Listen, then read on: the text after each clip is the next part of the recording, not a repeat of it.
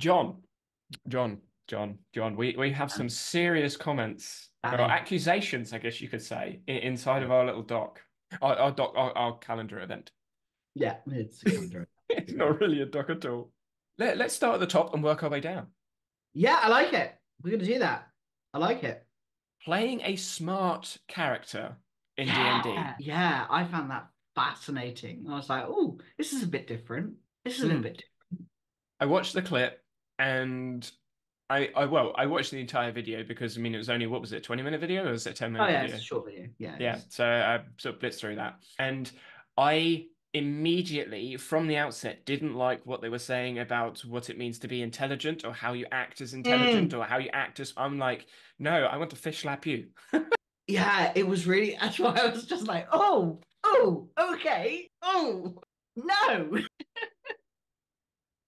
They, I understand where their interpretations came from. Their interpretations being, for those obviously that haven't seen it, is that intelligent or smart people make other people in the room seem dumb, or that the intelligent person is proving that they know everything. And I don't see that at all with intelligent people or smart people. I think there is a complete disconnect between intelligent slash smart people and egotistical, ignorant, self-absorbed behaviors. Like they are drastically different things. Do Yeah. you get those people? Yes. But I don't think that's the majority of those people because when I speak to academics who are intelligent and are smart, most of them don't want to be the smart person in the room, which goes No. completely against what they were talking about and these characters being this, that. No, they want to speak with other people, and the arguments academics have is not because, oh, I'm smarter than you. It's, oh no, this evidence disagrees with your evidence. It's Yeah. it's not a I know more than you, it's a we have differing opinions. And that's drastically different from the way that he was describing characters and smart characters, how you play them. I'm like, no. And I think if I watched that video right at the beginning of the week. Um, he was talking about the different ways of seeming smart because that's the stereotypical smart character is completely and utterly aloof, separated, doesn't care about anyone else. And it's interesting because primarily the characters that I play are the high intelligence, high wisdom, like stat classes because I just find them more interesting. But I don't necessarily play them as the caricature. Do I play them as like actual smart? Probably not. Like actual smart, whatever that actually I even was gonna say, means. what does I'm that saying. mean? But it was really interesting. I wasn't expecting to start thinking about stuff I would talk with you about on a video about D&D. But it was quite interesting, like, oh, That right there is exactly how I feel when I watch all content online. I yeah. see connections everywhere with the ecological Mm. approach and Yes, what it means to be I can't skillful. not anymore. It's literally, I mean, I know the Matrix pill analogy has been used to death, but this is what my head, of course, used to say. It's like taking the red pill. Once you've taken it, you can't go back. And Mm. whenever I see educators, content creators learning, it's skill development. What's skill Yeah. development? Well, constraints and affordances that you perceive throughout in the environment, and how you develop that is therefore altered by your interaction, your relationship between you and the environment, you and others in the environment, etc., etc. So it's all connected, it's intertwined, it's related, and this is just coordination through experiences. So when I first watched the video, it reminded me of another video that has recently gone viral. Mm. You may have seen it. It's by a channel called Easy Actually, No. and the video is about 7 minutes long, and they talk about how to become smart, how to be smart. Yes, and it's a humor video, but it's also got a little bit of like ideas in there. I think it's more meant for humor, but the points they make are very similar to the points made inside of the D&D character video because they're saying, "Oh, smart people read books. Smart people read textbooks. That's how you become smart. You need to read textbooks." I'm like, okay. And then it goes on to say that smart people, and they relate smart people and intelligence with money. Smart people learn skills to get money. They get information to learn to earn more money, or they get a job to earn more money. Like they learn the skills to get a job which earns more money. That's and you're like, okay, fine. So being smart equals money. Not really true. And then the other one is clout. So it's money and clout. And the D&D characters, I'm like, well, that's basically what it is. It's intelligence. I'm smarter than you. Clout, ego, or money, which is power. In our world, money is power. I would imagine inside of D&D there is a intelligence version of power. Well, yes, the magic itself, if you're a wizard. Exactly. Intelligent, smart people, they are powerful and they are know-it-all, egotistical people. And I'm like, no, Yeah. no. It was really interesting because I just was watching that. I was like, so, but like, how can you seem smart? The question that got me was like the question from a role playing perspective, how do you seem smart? Mm. Like, if you wish to role play as a smart character, how do you seem smart? And I think there was a point of like, you're not as smart as your character, and I'm like, This okay, is where I like to ask the question in reverse. So I reverse. Okay, how do you not seem smart? So how do you seem dumb? How can you make yourself seem dumb? Because if you're not looked at as dumb, then you must be looked at as being either neutral, average, or smart. yeah. So what is a dumb characteristic in a game of D&D? It is the stereotypical barbarian. I'm just going to punch and hit everything.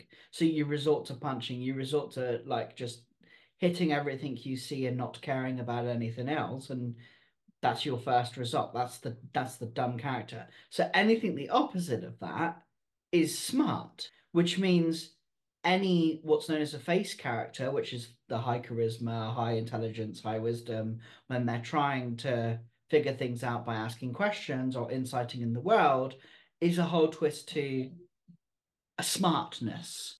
And then you have obviously like street smarts, like book smarts, and then you look at that, and you're like, yeah, but what is it? Is one smart better than the other? Why is it just what even is smart? Which I'm sure we could go even wider That's the because what point. does that mean? That is the point. That is the bit that I don't like. That's the Hmm. fish slappy moment because smart noun. You are smart. Smart at what? It's you are an expert. That's what they're saying. You are an Hmm. expert. You don't have expertise. You are an expert. Ah, but there's a difference there. Being an expert, having expertise. Is the magician an expert, or do they have expertise? Do they have more expertise in certain areas than other areas than other characters? Yes. Like, are they Yes, an they expert? sneeze and they die if you're a wizard, Okay. Sneezing and dying. but basically they are very weak. If they Okay. get hit in combat, they have the one of the lowest health of all of the classes because they're thought of as to stay back. They're casting from afar. Their magic is to some people way OP and overpowered and nuts. So people attack them. So that's kind of Right. the thing. That that they're the action capabilities that D&D have assigned certain characters, Exactly. which is not possible in the real world, FYI. Like, no. So I recognize there is a bit of a bridge between a game that has imposed constraints on how skill development works and the way that we're looking at it. But if we do look at it from an ecological approach with when it comes to acting out these characters, being smart is just not being dumb.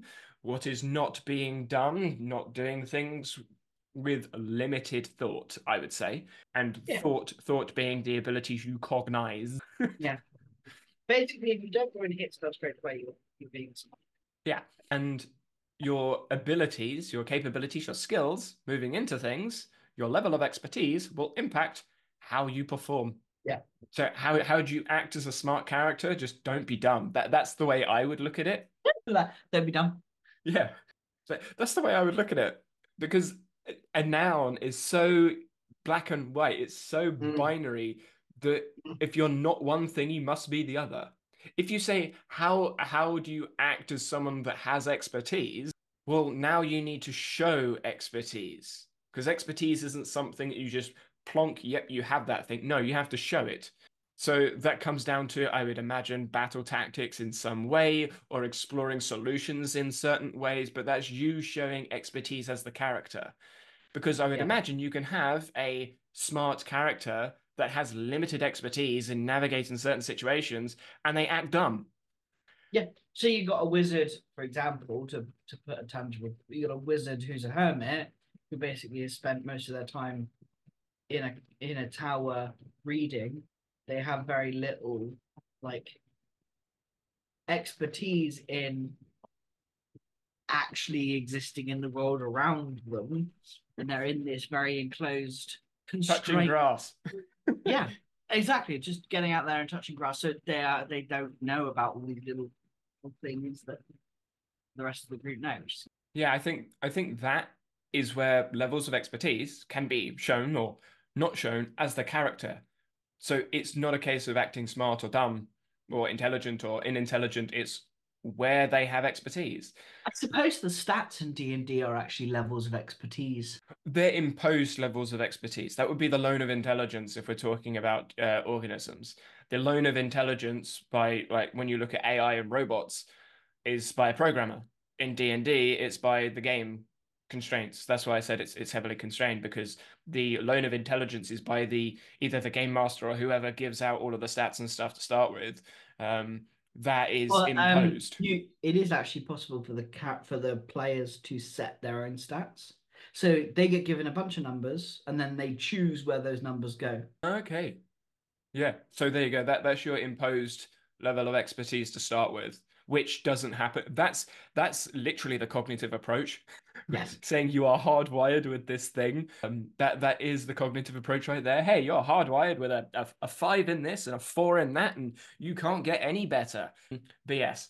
Except you can, because as you level up, you do get ability score increases. Yes, but it's the same in the cognitive approach. You can get better, but you're limited Oh yeah. because you only have a certain amount of time, a certain amount of experiences. So you're starting lower, so you won't be able to reach where they are, which it's not completely wrong. I don't think that idea is completely wrong because, I mean, if you're, for example, height, take physical height in the real world, if you're short, your ability to play in the NBA is extremely limited. It doesn't mean you can't be an incredibly good basketball player, but it does mean that there are other people that are likely going to be better than you because they are taller than you. Yeah. But that's physical capabilities rather than cognitive abilities that you can develop because you can develop abilities that are very, very good. And I would imagine you get short players that are better than taller players because of their ability to develop skills. Yeah. But yeah, that's a whole other direction for Yeah. conversation. But yeah, so overall, I don't think being the smart or trying to isolate a smart or intelligent character is useful in any way. I think it's about matching the character's level of expertise with their behaviors. Because I would, again, I haven't played D&D, so I'm postulating, I'm guessing here. But if you have someone that is acting smarter than their character, i.e., they're exhibiting levels of expertise that goes beyond what that character should be able to do, that should be able to behave. Well, now there's a mismatch between what the character is actually saying, as in what the character's numbers are, and what they're behaving like, how you're acting like the character. But that's a Yeah. disconnect between you and the character you are playing, Yeah. which I think is what he was talking about. Yes. Yeah. To a certain degree. Yeah. We just over intellectualized it because Oh no, no, we the, to me, this is unpicking. You're unpicking the words, you're unpicking the communication and the language to try and grasp meaning from it, which is what we do. There is information in the world, specifying information, and we detect it and we then use it. we're just being too smart. No, we're not. We're having a conversation, John. No, no, we just want to seem smart. That's what we want to do. I know you're being provocative, and I know you're saying it to try and be sarcastic and just piss me off. So I would fish slap you.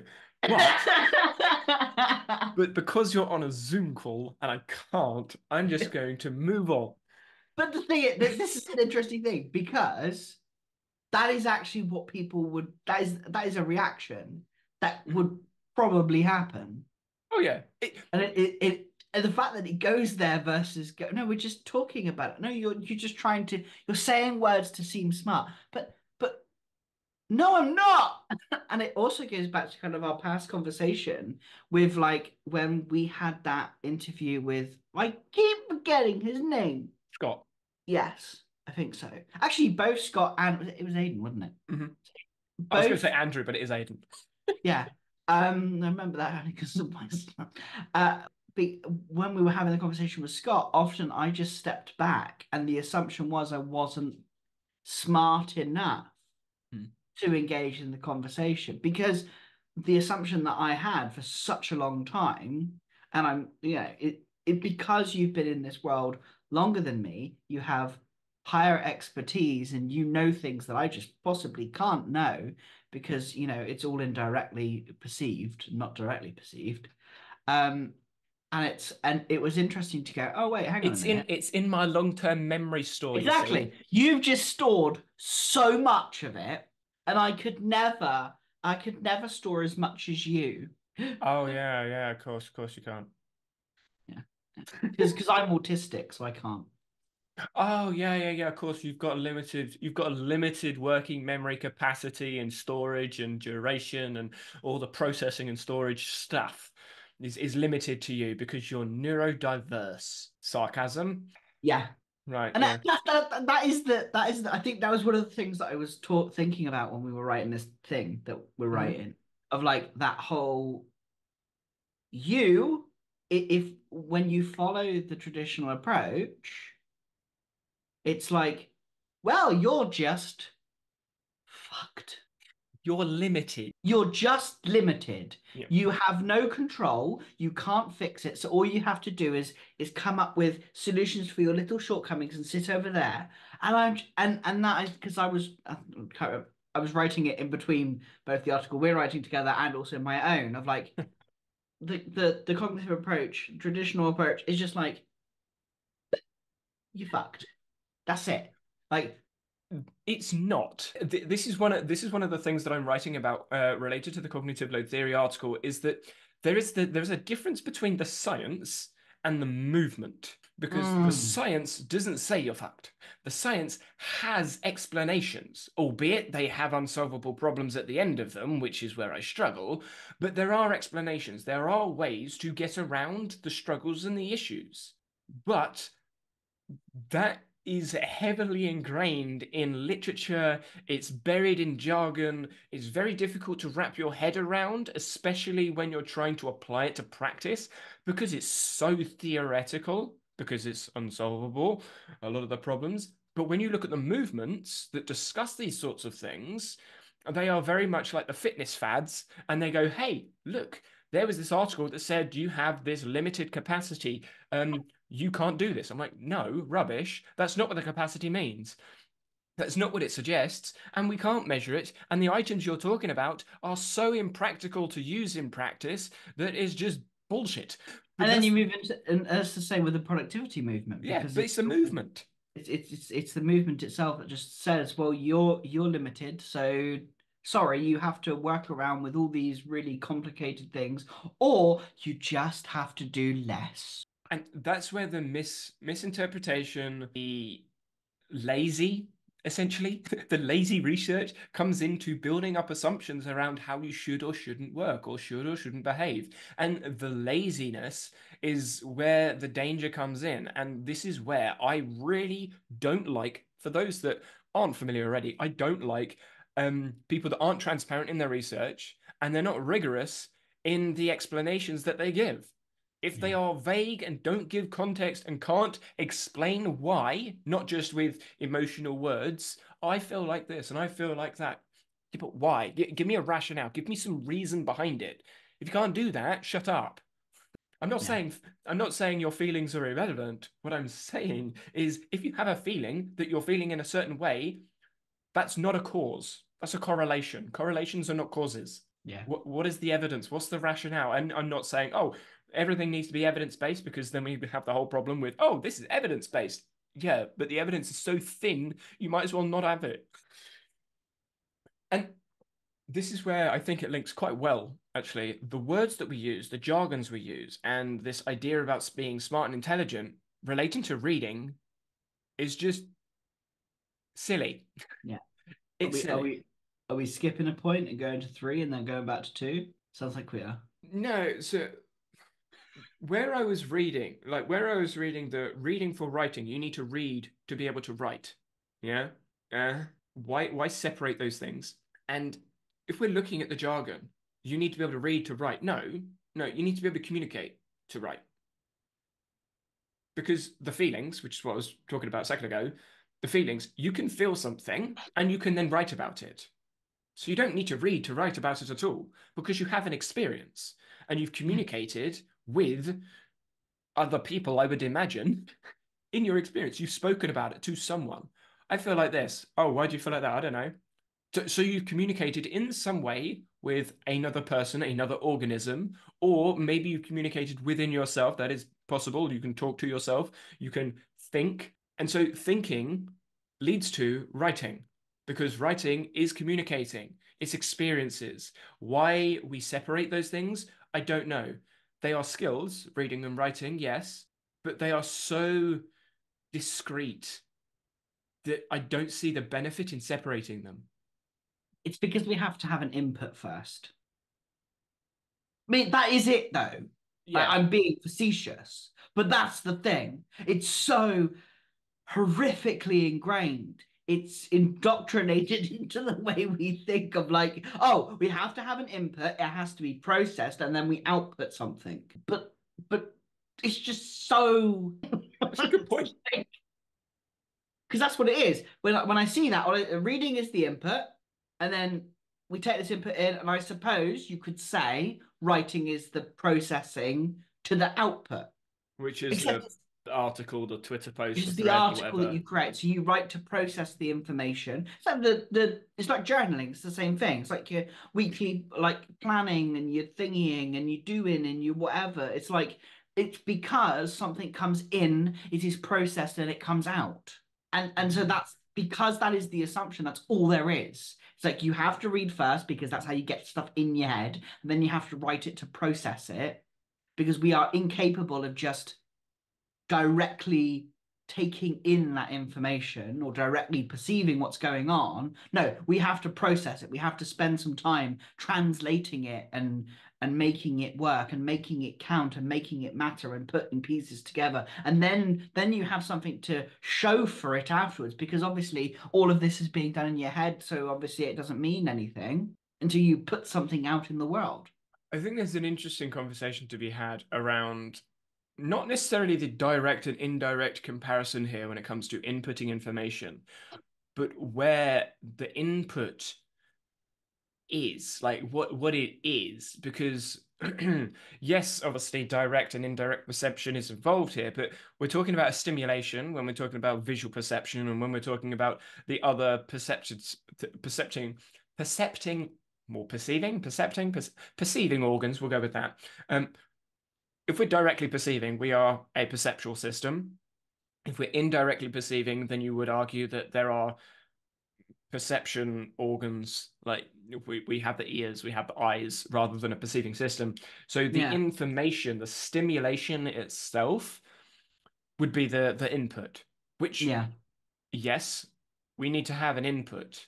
But I think the conversation for me is about what we're doing. Are we detecting it, which is directly what we're doing? We're detecting information and then we're then using it, or are we interpreting it? That's where the conversation is to me, not necessarily the indirect and the direct, the detection of or interpretation of, because interpretation means, well, we need processing. Detection means we don't need processing, which is where I think you're getting at with the input. And it's also like I'm just thinking about when like because this is what I've been thinking so much about because that is the space that I'm in with the productivity and the organization and the doing and the this and the that and so much of it is about if you uh detect less, it's better. Like you must have less. And then that's the problem. Because when you detect less, there's less there to work from, and then you have to try and guess. And the assumption is you're always guessing versus directly perceiving what is there. It's there. These are the things that are happening in my life right now. My partner is going to a doctor's appointment. My kids are doing this. I have an article to write. I need to draw up the map for, like, I am directly seeing everything that's around me. But if you follow the traditional approach, it's like, no, no, no, no, no, no, no, no, no, no, it's too much. No, no, no, no, no, no, no, no, no, no, no. Not allowed it. You must detect less. You must perceive less. Well, detect less is not the right word, but Yeah. you I can't have think that much. It's not possible. Our brains are limited to capacity, so you must have less. And so now you need to try and predict and guess what's it. You have to guess. you've helped me make connect some dots here. I Oh, good. Well, make sure you read them. yeah, Are no. you going to write about it? I already have. Uh, Yeah, it is. I already have written about it, but this is why reading and writing is don't separate them because they're the same process. It's just thinking. Um, what the dots that I've just connected is the inside of the directing or detecting information theories. You look at information and detecting information. When we detect information from the traditional approaches, we have a central executive, we have a puppet master. And Mm. there are degrees of freedom. There are so many things that they can control. And the idea is that the more things we add to it, the harder it is to control, which is why we need to reduce the number, whatever it is. But what we've seen and has been proven multiple times within the perception and action research is that when you add things, it doesn't always make it harder. In actual fact, variability can make it easier, which is why Germain load was brought into cognitive load theory because variability was added, and oh no, that's a negative thing. Oh, actually, it turns out that it's useful. So Germain load was added to try and counteract the oh no, there's also a adding that isn't too much. So there's got to be somewhere that adding isn't bad.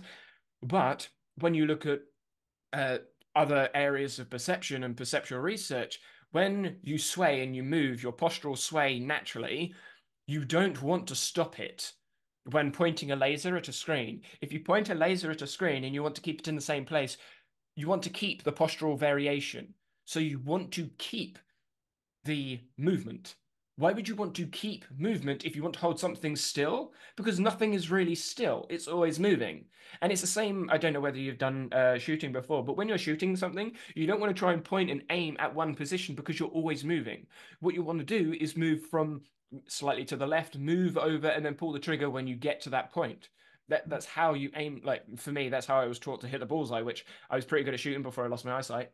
But I could hit a 10, 9 out of 10. Well, it was 8 out of 10 times, 8.5-ish out of 10 times with an airsoft rifle. And I never held the point at the bullseye. I always aimed to the 8 and then moved slowly till I got to the 10 and then pulled the trigger.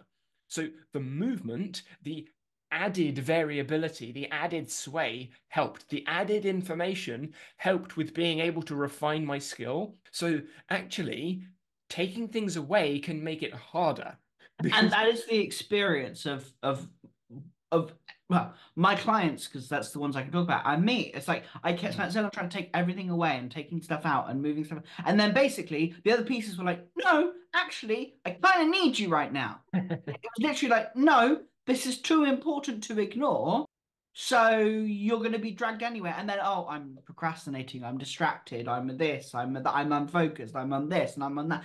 And it one thing that I've done this week myself was like kind of really focusing down on just putting stuff in my calendar.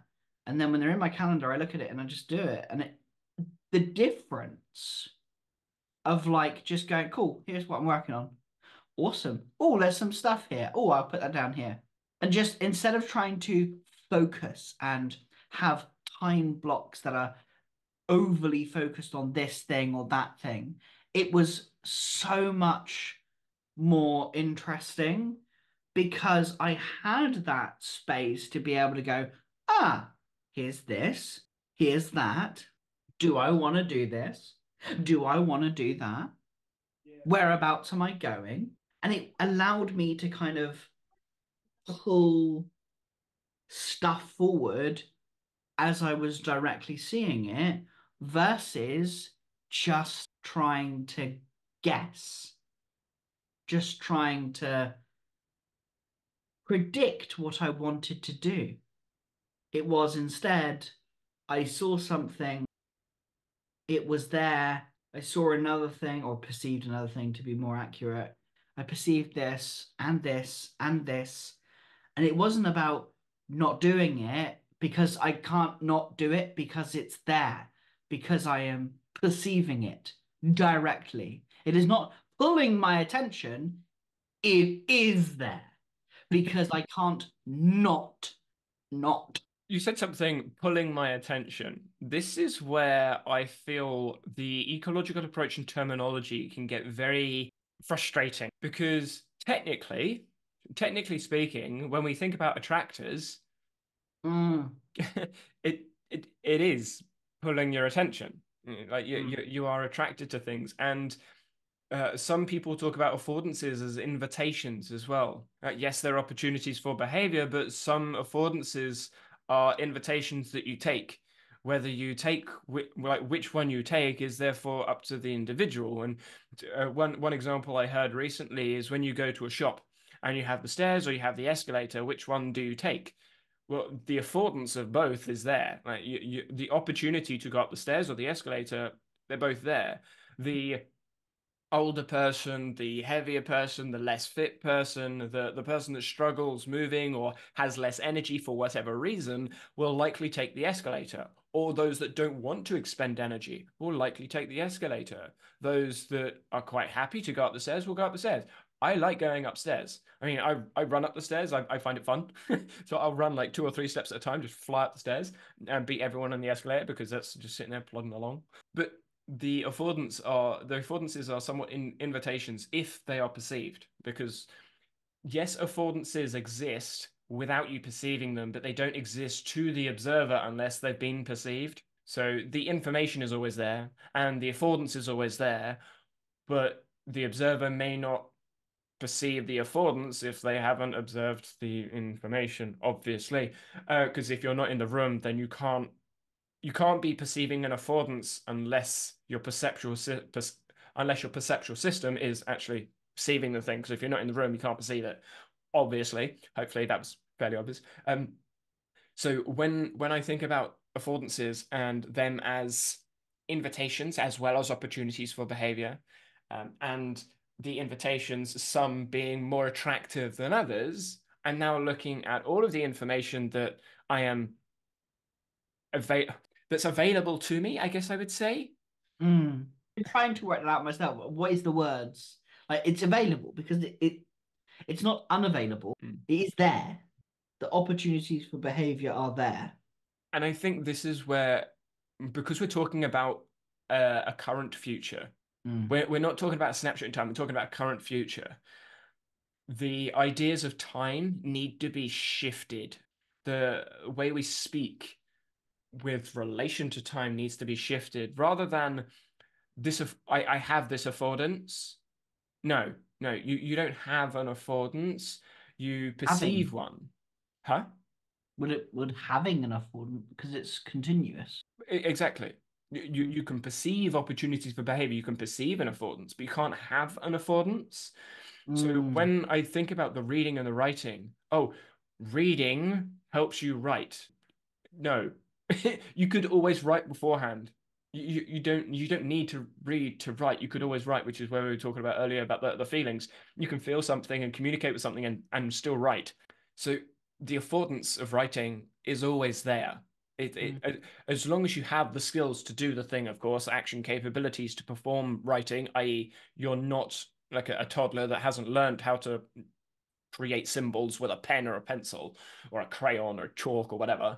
As long as you can write to some extent with action capabilities, or if it is just pushing buttons on a keyboard, like representing symbols that can then be consumed as information, specifying information in the form of letters, great.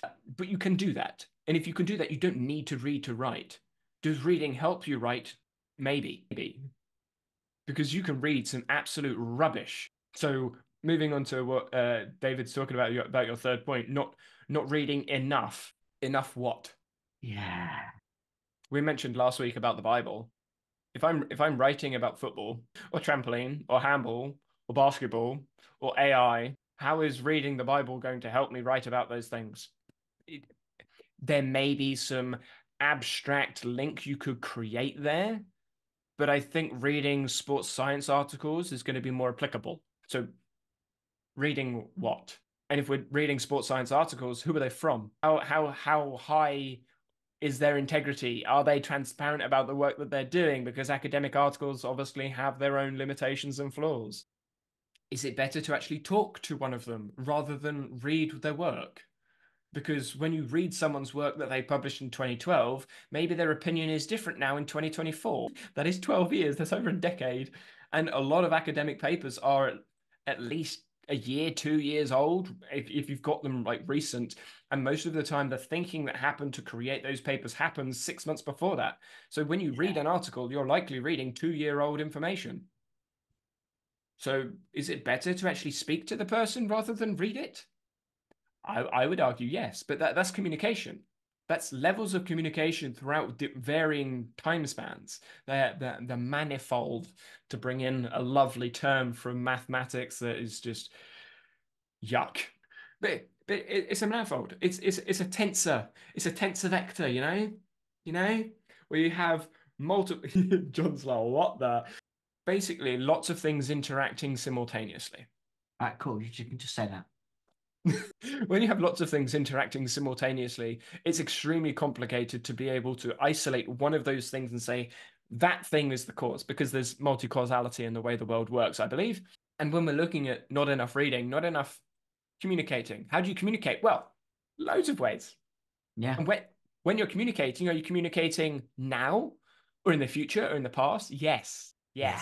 What I do now is related to the past, related to the future or current future, and is the present, because it's currently what is happening. But where you put those little lines, those Markov blankets, to use a Carl Friston term, where you put those little barriers is entirely up to you. Because when is the past? Is that 1 second, 5 seconds, 10 seconds, a year? When's the future? And then when we go back through and look at these, are we in the past now? Are we in the future? Hello. Well, I'm sure we would say we are talking about past words. Yeah.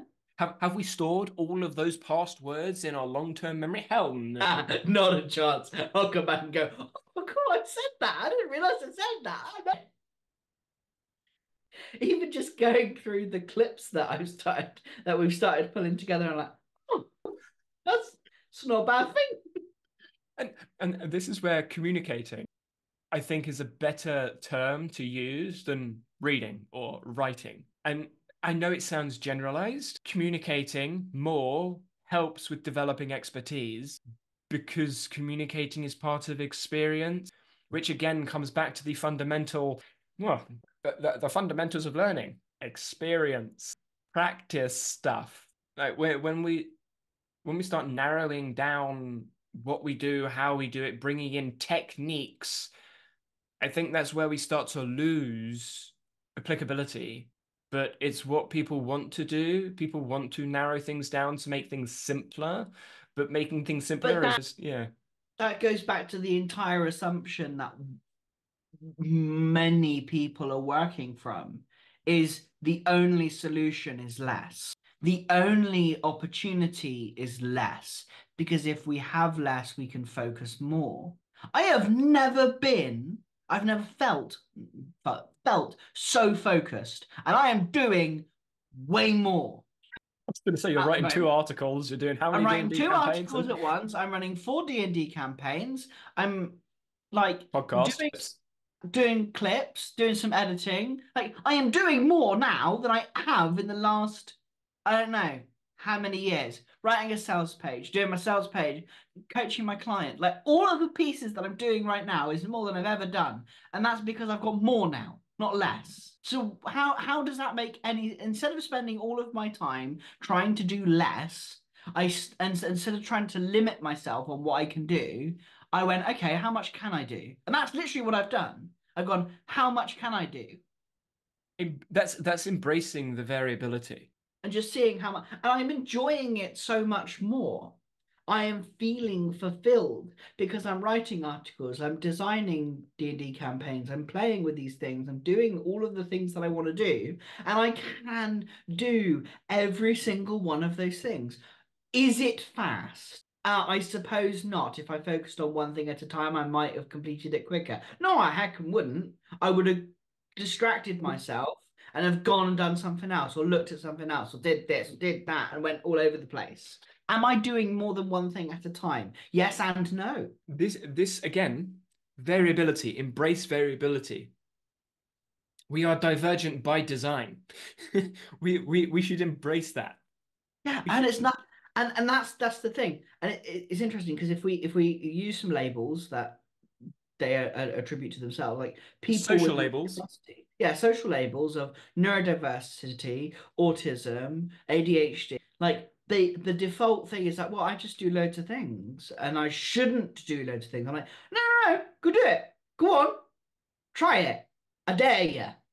I dare you. Do more. Go on. See what happens. I think Is it the I think the fight back there would be, oh no, that's hustle culture, and that will lead to burnout. How would you will respond? it? Okay, cool. Um, okay. One, I'm doing more. I'm not burnt out. Oh, make sure you're not doing too. I'm not. I'm not doing too much. I'm good How do you know you're good? because I have more energy, and when I want to stop, I stop. It's really hard to fight a corner that you don't agree with. I just I do lots of things until I don't want to do that thing. When I'm done, I'm done. And now I have a couple of things this week I've not done because I was tired because my ear was playing up, so I was not at peak health. So I just stopped.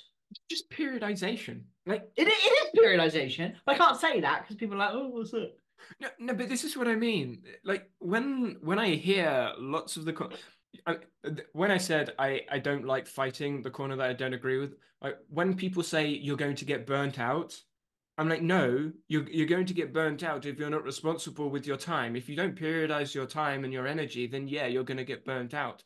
But people will naturally periodize their time and energy unless told not to. Which is what everyone is told to do, Yeah, which in the neurodiverse space, that is exactly what the things are. It's do less. Do I literally watched this in a Facebook group with someone who's now become my client and is now achieving more than they ever have, and is actually, although not at their peak health, is still doing way more than they've done in a long time because they've stopped trying to do less. And all everyone was like, oh, you just need to, you're overcommitted. You're over commit to less. No, do not commit to less. I think this conflates burnout and bore out Yeah. because people try and avoid burnout but end up pushing bore out. And I don't even know Well, if they're acknowledge. I don't even know if they acknowledge that you because can that's be that. you can be too bored. And for most people, if you're doing one thing, you get bored. And Yeah. I'm not saying bored as in I don't know what to do. I mean bored as in I can't do this anymore because it's frustrating me. Mm. We embrace variability. We do not stand there and point our laser without moving. We move. So move. You have to spend energy not to move. So spending energy not to do other things is where you get bore out and burnout. It's where you want to be doing something else, but you're spending energy to try and do the same thing. Because you're focus and flow and fuck off. And it's like, it was really fun. As I'm just thinking back to my last week, where I've had a rough week. My health has not been as good as it. My energy levels are not the same as they usually are. So all I had to do was just move every single one of my 2 hour slots to an hour and a half. I want to make a t-shirt that says embrace variability. Oh, let's do that. Embrace variability just across the I like it. I like that. I'd like that. or a little I'm logo there, you know. gonna make that a meme. Let's make that a meme and then post it everywhere. But I think that But it's is true. one of the underpinning principles that comes from the ecological approach when you apply things to practice. Yes, you've got the constraints-led approach and direct perception and bifurcations in practice and all the other jargon, but at the end of the day, I think it's embracing variability because we are divergent by design. Yeah. Yeah. Right, let's talk about productivity, not feeling productive and flow states and stuff. Oh, Oh, what else did you want to say? it's quite exciting to like. I know it's exciting. That's why I've spent the last like 6 years I'm researching this just stuff. I'm just like when you just get. I'm gonna pull back to what I just said because for us it's so simple now. But the act of just going, okay, cool, a 2 hour slot of time where I'm focused. That's what I normally do. When I'm doing well and everything is aligned and the stars are perfect, as they say, I can do 2 hours of work and then I need to step away for a bit. But I couldn't this week. This week was a rough week. So I moved it down to an hour and a half because I kept trying to do 2 hours and I could see I was just losing my focus. I just was not able to engage in what I was doing. So I could either sit there, force myself because I've got to focus, I've got to get this done, or alternatively, Interesting. So what do you do in that other half an hour? move on to something else, go get a cup of tea. So why make the slot smaller? Because the assumption that I had, which I'm noticing immediately, is that I can't have a cup of tea during that slot. And that has to be focus practice, which was an assumption that I made, which I realized and recognized immediately. And I'm like, yeah, fuck that. Let's keep it 2 hours. Because just because the slot's there doesn't mean you have to fill the slot. That's true. That is a 2 hour slot. Doesn't mean you got to do the thing. And this is where I think again about the sports coaching sessions. Your session may start like when you turn up, your session may be meant to start on the hour, say 1 o'clock.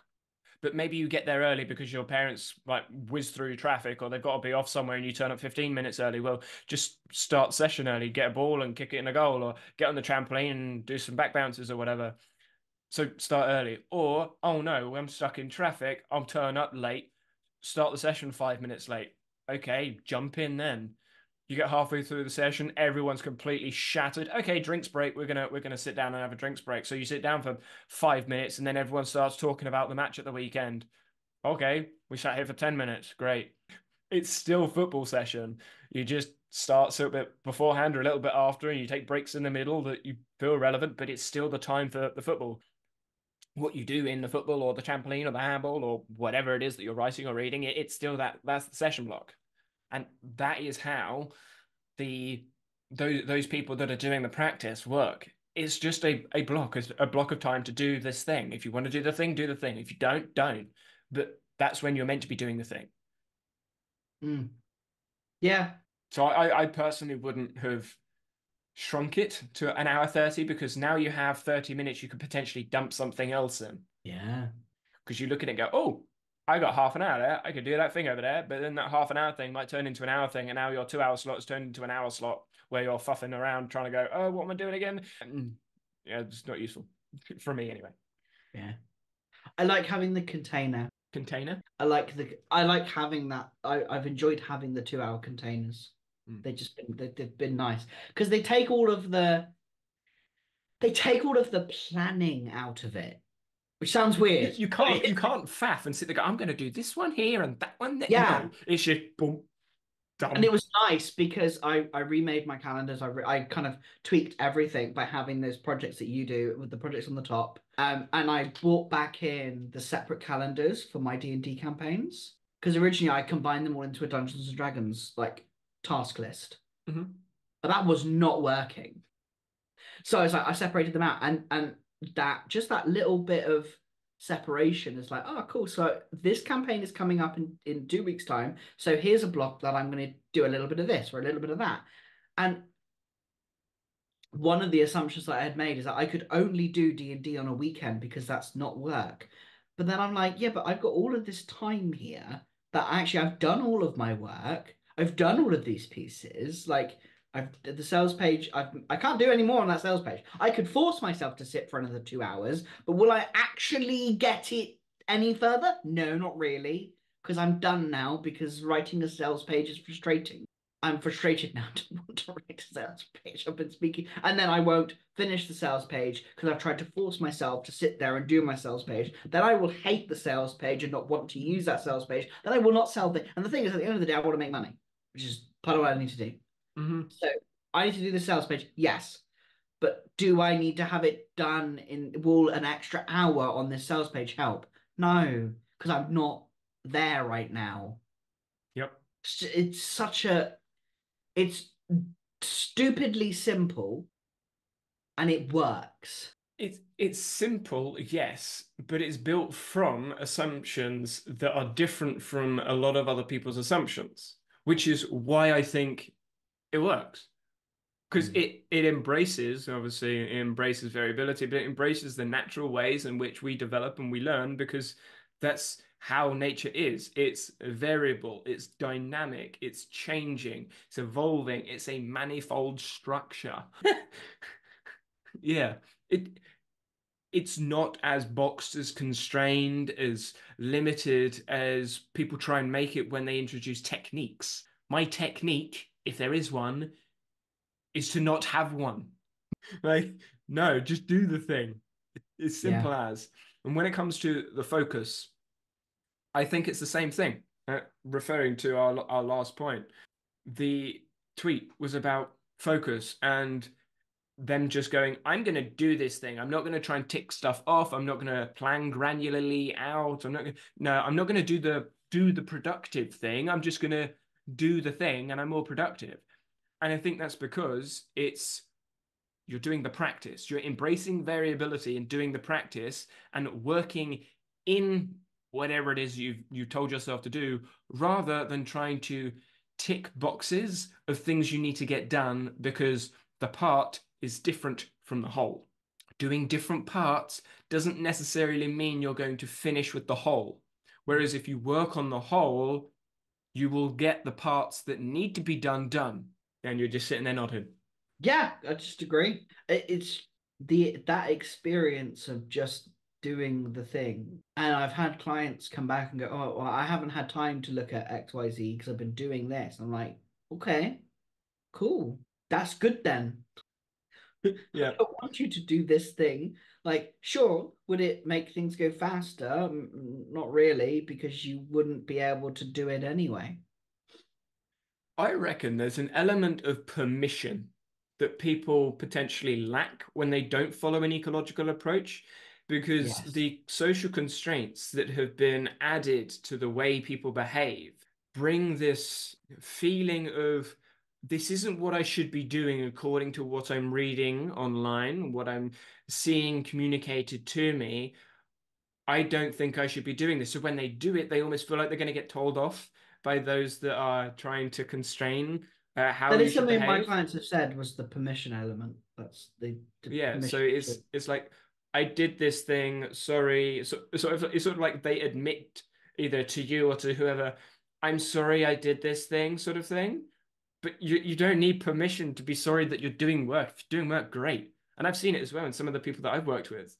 They say, "Oh, I didn't use tags because it just felt really cluttered." I'm like, "Yeah, I'm the same." Oh, good. I'm glad it's not just. And I'm like, you don't have to hide away that you don't want to use something. Just don't use it. Yeah, yeah. Everyone works differently. Everyone has preferences, and it will change as you work with something. And I don't think you need permission to work. But it feels like some people are saying that you need permission to work, which is really odd. It's an experience that I think I'm going to have to explore a little bit more with some other people, like communication between other people, because I have not had that experience since adopting the ecological approach. I don't need permission to do anything. I just do it. And I feel like whether they know it or not, a lot of entrepreneurs, successful entrepreneurs anyway, embrace that.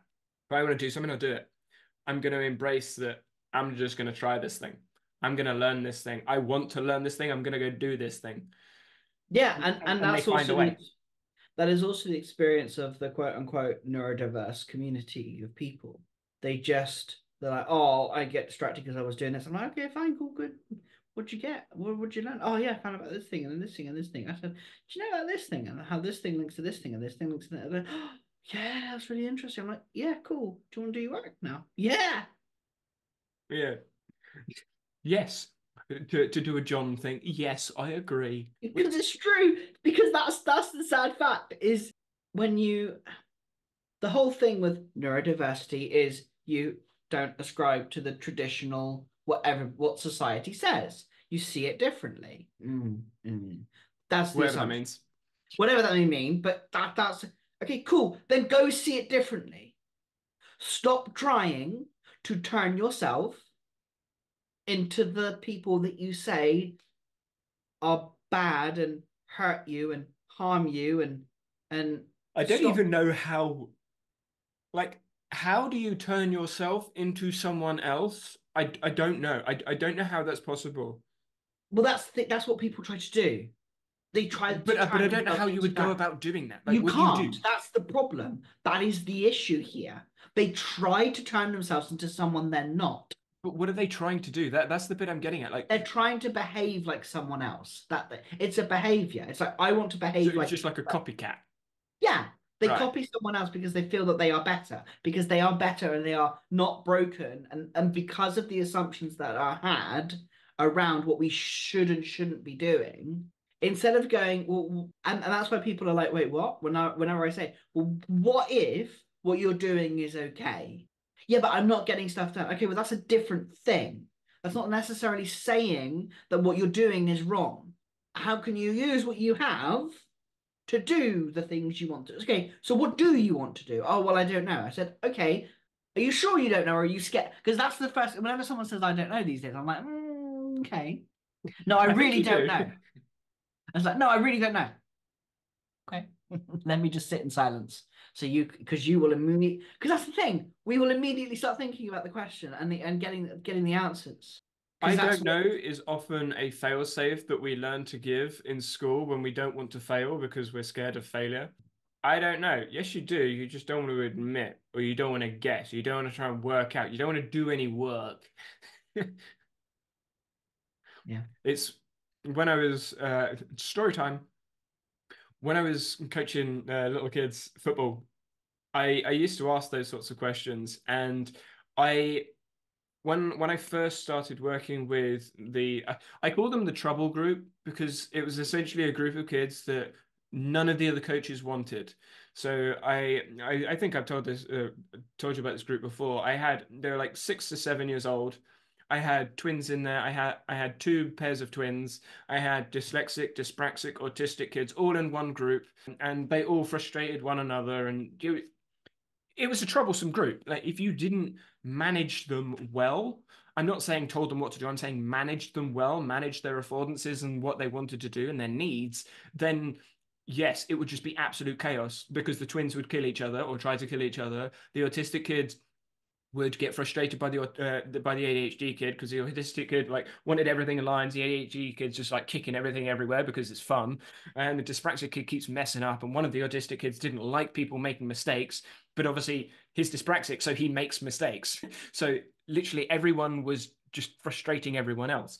And when I asked this group a question, it was always an open question, even though most of them said I don't know immediately. I didn't not give an answer, but there was always someone that was doing something or trying to figure something out. Whether it was the autistic kid sitting there, and I would recognize that they would be looking at me when I'm talking.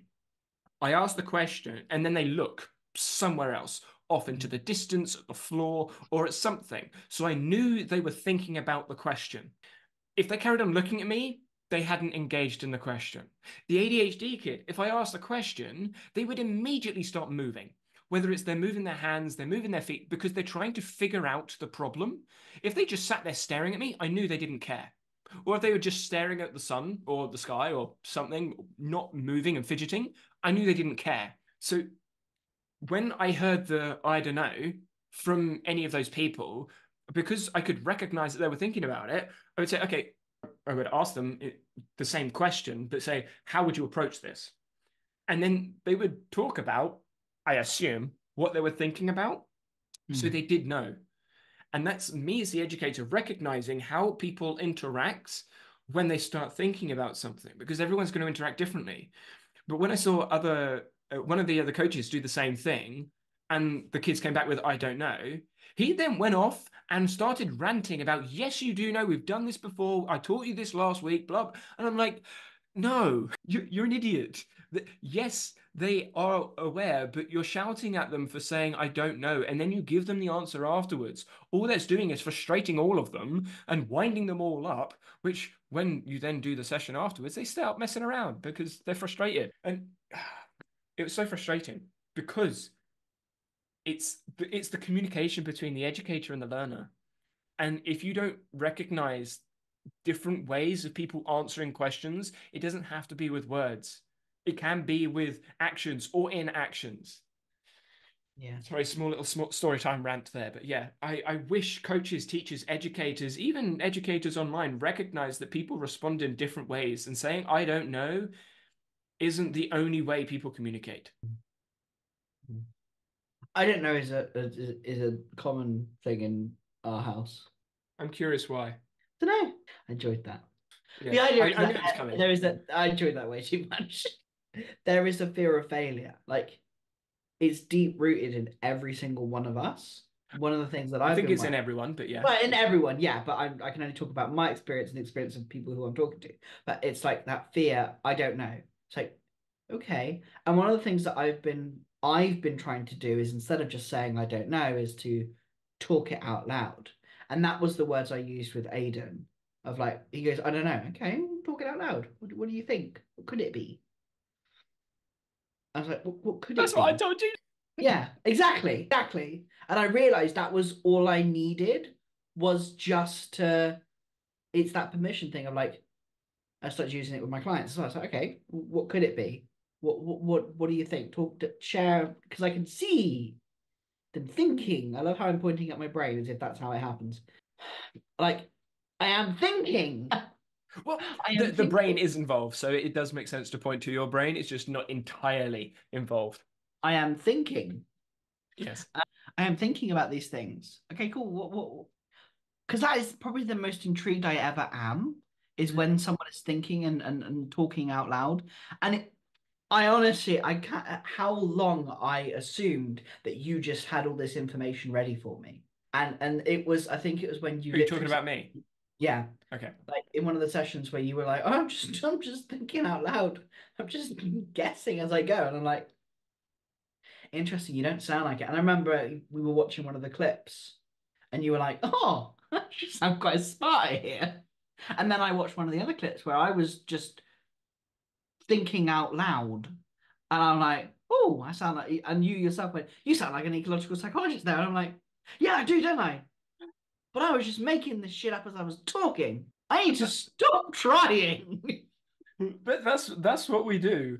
When Yeah. we're talking, we don't have like loan of intelligence. No one, there isn't a robot that has said, "Okay, right, now you're going to say these words." And no, you're generating words because it's a vibration in all of the mouth track, blah blah blah, body stuff. Like Uh, you create vibrations, and those vibrations are communicating with other organisms through energy, blah, blah, blah, specifying information, all the direct stuff. But communication is just the current future. You generate the information if you say something that is wrong or that you think might be wrong when you hear it because you're communicating with yourself, because that's what talking is. You're communicating with yourself, you're using different energy systems to create an experience, and you recognize, you know what? I don't agree with that actually. I think I'm going to say this thing instead.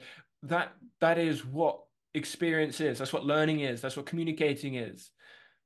So when people think, "Oh, you have the answers already," no, I didn't go to my long-term memory store and go, "Right, that's the answer for this question." No, because the question's never happened before. I don't have an answer stored in my brain because this question's never happened before, and I don't have this experience before, so I can't have the answer. I'm creating the answer. Embrace the variation. I love that. Embrace the variability. Ooh, Yeah. I mean, that's what we should do. Embrace yeah, the variability of the natural world. yeah. Everything is happening. Oh, really? I know, right?